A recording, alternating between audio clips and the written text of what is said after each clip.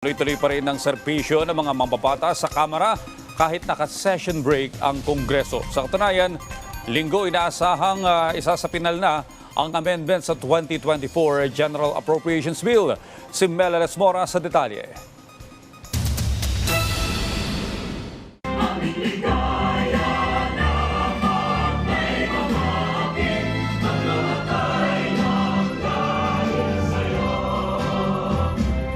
Kahit naka-session break, tuloy-tuloy pa rin ang trabaho sa Kamara. Sa loob ng linggong ito, inaasang isa sa mga isasapinal ng mababang kapulungan ng Kongreso sa ilalim ng binuong House Small Committee ang pagsasama-sama ng amendments at realignments sa 2024 General Appropriations Bill, partikular na sa issue ng confidential at intelligence funds. Ayon kay House Speaker Martin Romualdez, ngayong nakareses ang Kongreso, tututukan din nila ang iba pang mahalagang panukalang batas. Kumpiyansa si Romualdez na sa takbo ng kanilang serbisyo ngayon, kayang-kaya naman nilang makamit ang lahat ng kanilang target.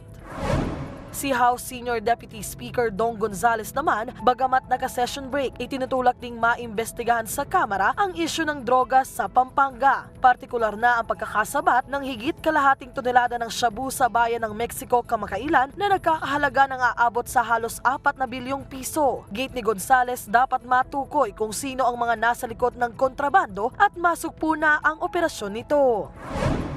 We build the future of our young generations. So this is for our young generation. We are shaping up their future, tapos sinisira nila yung ating bayan. Parang hindi tama to. I talk already to our chairman, Ace Barbers, with the dangerous drugs, para naging author din siya to investigate this resolution.